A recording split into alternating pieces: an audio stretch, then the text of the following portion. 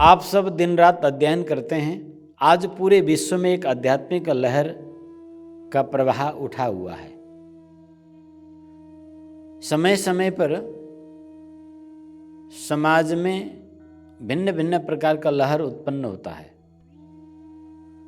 थोड़ा हम लोग पृष्ठभूमि में जाएं इतिहास के। 3000 वर्ष पूर्व अगर हम पूरे विश्व को देखते हैं तो समूचे विश्व वैदिक सनातन के छत्र छाया में था और वैदिक सनातनीय संस्कार से युक्त था। इससे भी पहले अगर आप जाएंगे महाभारत काल में तो उस समय खंडवाद विखंडित समाज था। स्वयं भगवान के प्रयास से पुनः समाज एक रूपता एक संस्कार में आबद्ध हुआ। वह 3000 वर्ष तक चलता रहा, पर कलयुग के प्रभाव जैसे जैसे बढ़ता गया,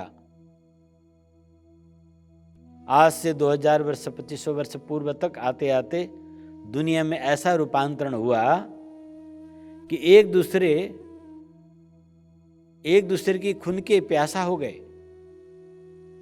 दैविक शक्तियों के माध्यम से सुख भोगने की प्रकृति जागी। भयंकर तामसिक उपासना बलि गौतम बुद्ध और महावीर के उदय के समय में आप देखेंगे, उस समय तांत्रिक शक्तियों के द्वारा लोग अत्याचार करते थे।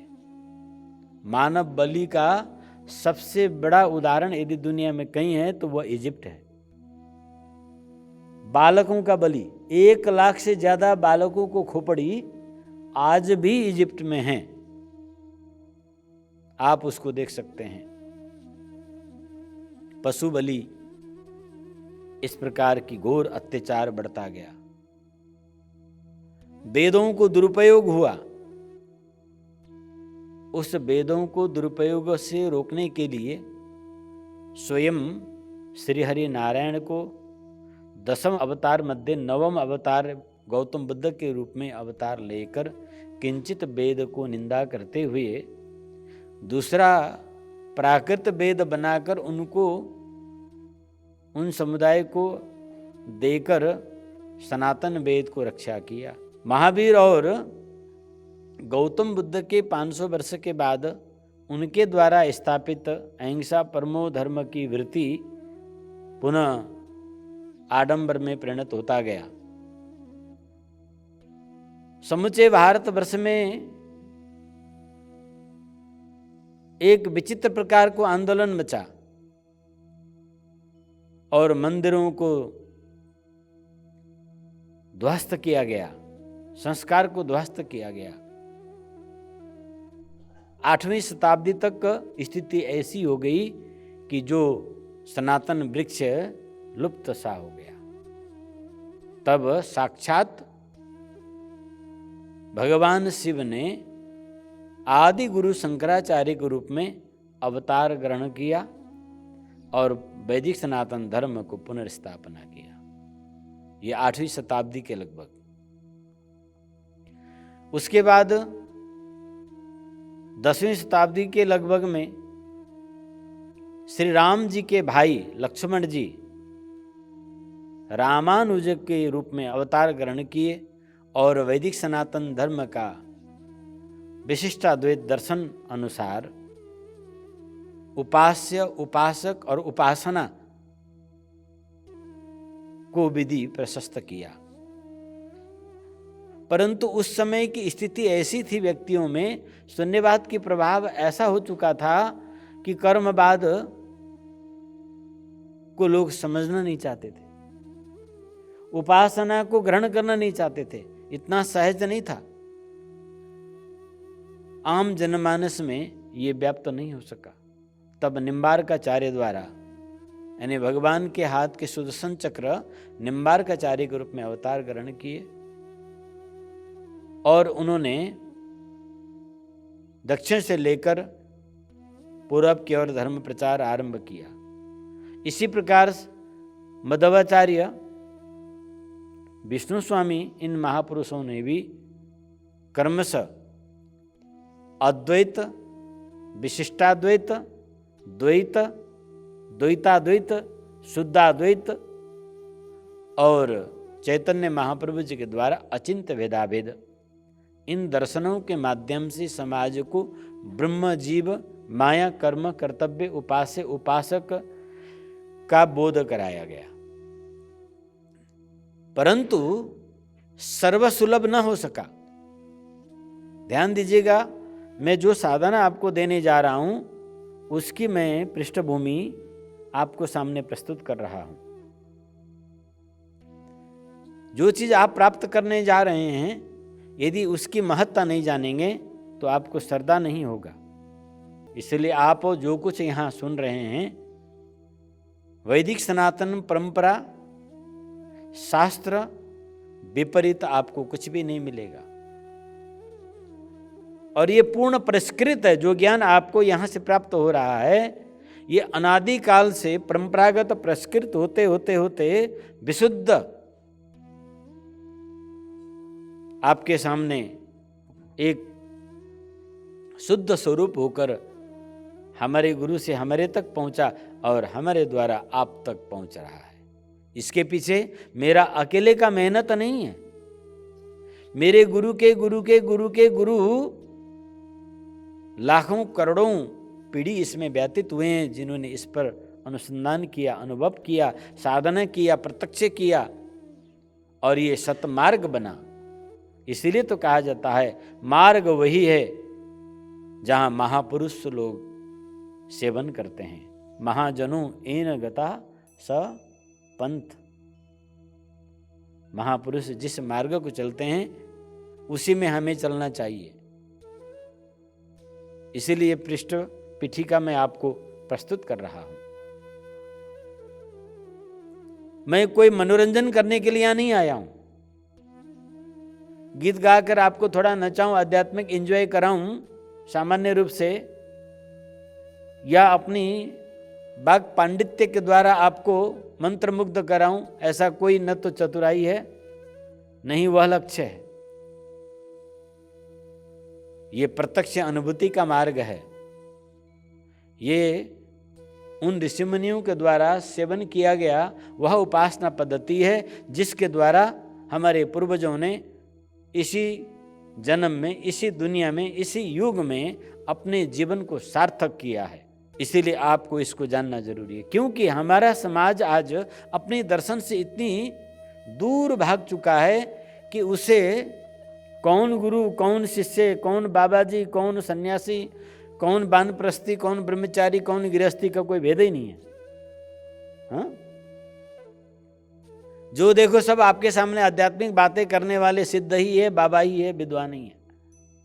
कहाँ सिर झुकना चाहिए, कहाँ नहीं, ये कोई, मैं किसी का निंदा नहीं कर रहा हूं, स्थिति ऐसी है। गोस्वामी तुलसीदास जी ने 500 वर्ष पूर्व साधु, सन्यासी, पंडित सबका भेद खोल दिया उसी समय। हाँ? जो खूब हंसी मस्करी का बात करना जाने, जो खूब गाल बजाए, जाके जटा और नख विशाला, जिनके लंबे लंबे दाढ़ी जटा हो, हमारे तरह लंबे लंबे नाखून हो, तेई प्रसिद्ध तापस कलिकाला, वो कलियुग में वही तपस्वी कहलाएगा, चाहे वो पटमूर्ख हो। हाँ? जो अपनी वाक्पटुता से दूसरों को तर्क को खंड विखंड कर दे, वो पंडित कहलाएगा। ऐसा विचित्र 500 वर्ष पूर्व ही गोस्वामी तुलसीदास जी ने भविष्यवाणी किया था, और आज वही देख रहे हैं हम लोग समाज में। किम कर्तव्य विमूढ़ हो चुका है समाज। हमें किसका उपासना करना है, किसका नहीं करना है, आज आपके सामने ऐसा दिग्भ्रमित स्थिति है। आप लोग जब अपने घर के मंदिर में बैठते होंगे तो माला भी अगर लेते हो, पहले तो कई लोग लेते ही नहीं है, ये ले भी लेते होंगे या नमस्कार भी करते होंगे ना, तो सारा देवता तो आपके मंदिर में भरे हुए होंगे, क्योंकि हिंदुओं का 33 कोटि देवता कहने की प्रचलन है। और चाहे वो कैलेंडर के देवता हों, चाहे किसी पैकेट में बाहर छपा हुआ देवता हो, जो भी आपको मार्केट में मिल जाते हैं, और आप सबको ले जाके चिपका देते हैं अपने मंदिर में, स्टिकर सब। किसी तीर्थ में जाएंगे, वहाँ से मिट्टी, पानी, पत्थर, कंकड़ी वो भी लेके ढेर लगा देंगे। और कोई आएगा जाएगा, कुछ भी देखा ये तुम्हारे लिए बहुत अच्छा है, वो भी ले लेंगे, वो भी ढेर लगा देंगे। और सबको प्रणाम करते करते आपका समय निकल जाता है।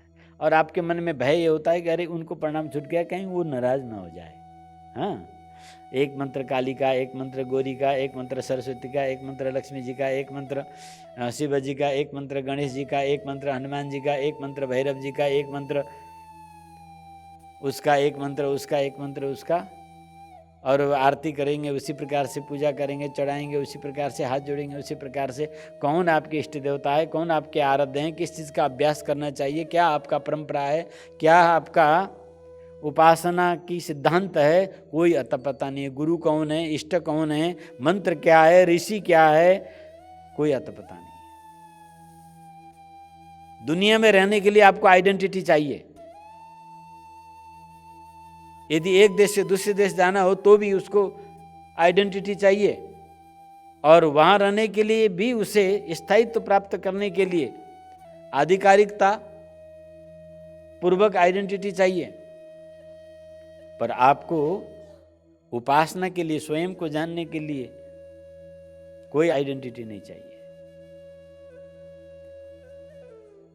असल में ये इसीलिए है कि हमारी जो सनातन मार्ग है अति उदारवादी है। ये किसी को किसी प्रकार से रोक टोक नहीं करता है और विशाल है। जिसको जहां से जो कुछ समझ पड़ा, पढ़ के, सुन के, देख के, अपने मन को जिस चीज से सुकून मिला, उसको लाभ मिला, वो वही चीज लेके चल पड़ा। और उसने ये जाना कि समाज तो मूर्ख है, भूखा है और मूर्ख है। ये जैसे मूर्ख बन जाते हैं, बनाने में उनको आर्थिक लाभ हो रहा है, वो अपना कोई कसर नहीं छोड़ते हैं। जो आस्था हमारे अंदर आज विराजमान है, वह आस्था हमें विरासत में मिली हुई है। जो आस्था है हमारे अंदर, जिस आस्था से आप यहाँ पर विराजमान हैं, मंदिरों में जाते हैं, सेवा करते हैं, गुरुद्वारों में जाते हैं, वह आस्था आपकी जिज्ञासा से उत्पन्न हुई हो ऐसा नहीं है। वो आपको परंपरागत लेगेसी में मिला है। अब मेरा चिंता यहाँ पर यह है कि परंपरागत प्राप्त हुई हमारी डीएनए की आस्था कब तक टिकी रहेगी। जब तक हम जिज्ञासु और सही पथ पर कदम नहीं रखेंगे तो किसी न किसी दिन ये परंपरागत संस्कार बस आया हुआ आस्था कुंठित हो सकता है। हमारी आस्था, हमारी भावना दुरुपयोग हो सकती है और हो रहा है। एक वेद का प्रमाण देने वाले के पीछे भी लोग लग रहे हैं और एक वेद ये सब पंडितों का पोथा है, इसके पीछे नहीं। ये तो शाश्वत ज्ञान के पीछे लगो, डायरेक्ट ऐसे कहने वालों के पीछे भी लोग लग रहे हैं। अब किसको सही किसको गलत कहेंगे? हाँ, आध्यात्मिक क्षेत्र में दो पद्धतियां हैं, एक गॉड मेड, एक मैन मेड। ये अंतर करना बहुत जरूरी है। यदि आपको भगवान तक पहुंचना है, स्वयं तक पहुंचना है, स्वयं को जन्म जीवन को धन्य करना है, तो हमें भगवत प्रतिपाद्य मार्ग यानी गॉड मेड मार्ग में जाना होगा। तो ही आप ईश्वर तक पहुंच सकते हैं। और मैन मेड, मानव द्वारा रचित कल्पित मार्ग से आप चलेंगे तो वही मानव तक पहुंचेंगे। और ये मैं नहीं कह रहा हूं, भगवत गीता में स्वयं साक्षात भगवान श्री कृष्ण कहते हैं, अर्जुन, जो मुझे जिस भाव से भजता है उसी भाव से उसी को वह प्राप्त होता है। भूत को भजने वाला भूतों को प्राप्त होगा। और मेरा शाश्वत ज्ञानमय चैतन्य गुणगण निलय स्वरूप को जानकर यदि मेरा उस स्वरूप को चिंतन करता है तो उसी को प्राप्त होगा। यद्यपि मैं सभी भूतों में विराजमान हूं, एकोहम बहुस्यात् एकम सद्विप्रा बहुधा वदन्ति। तत्वतः समग्र विश्व ब्रह्मांड के प्रत्येक कण कण ईश्वर हैं। ईश्वर भिन्न कोई वस्तु है ही नहीं। जो है वो भी ईश्वर है, जो नहीं है वह भी ईश्वर है। जो था वो भी ईश्वर, जो रहेगा वो भी ईश्वर।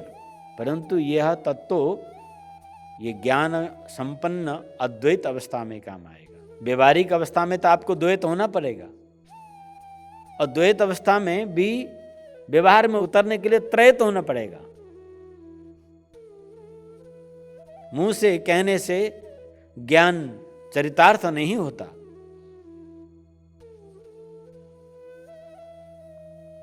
इसीलिए भगवत प्रतिपाद्य मार्ग में हमें चलना है। इसलिए हम बता रहे थे कि हमारी वैदिक सनातन परंपरा का उद्भव, विकास कहीं लुप्त कहीं प्रकट किस प्रकार से हो रहा था। तो आदि गुरु शंकराचार्य, रामानुजाचार्य, निम्बार्काचार्य, मध्वाचार्य, विष्णु स्वामी, चैतन्य महाप्रभु, वल्लभाचार्य, इन सब महापुरुष और कलि पावन अवतार भाष्यकार आद्य जगत गुरु स्वामी रामानुजाचार्य, इन सब महापुरुषों ने, ये सब अवतारी पुरुष हैं।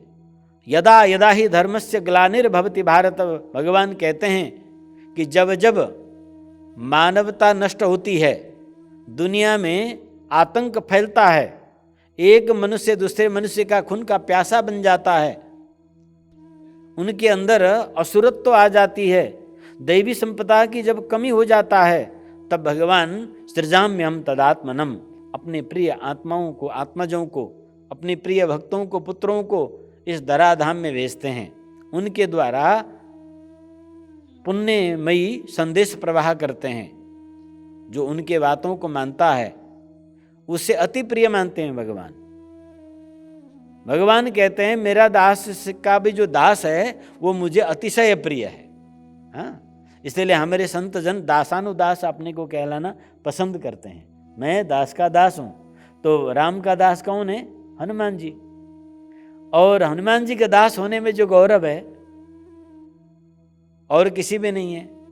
गुरु के, संत के दास होने में जो उपलब्धि है और किसी में नहीं है। इसीलिए हमारे समाज में भगवान के भी नहीं, भगवान के भक्त की चरण पकड़ने की उत्कृष्ट संस्कार है। क्योंकि भगवान के भक्त की जो सेवा करता है ना, भगवान उससे ज्यादा प्रसन्न होते हैं। जैसे माताएं, ध्यान रखिएगा, माता के शिशु प्रति यदि कोई अत्यंत प्रेम करता हो, उसको सहायता पहुंचाता हो, पर माता के प्रति द्वेष रखता हो, तो माता को कोई आपत्ति नहीं है, उससे बच के रहेगी और उसे क्षमा करती रहेगी। परंतु स्वयं के प्रति अत्यंत प्रेम करता हो, उसके शिशु बालक के प्रति वो द्वेष भाव रखता हो, तो वो माता ये मेरा प्रेमी है ऐसा नहीं समझेगी, उसको कच्चा चबा जाएगी।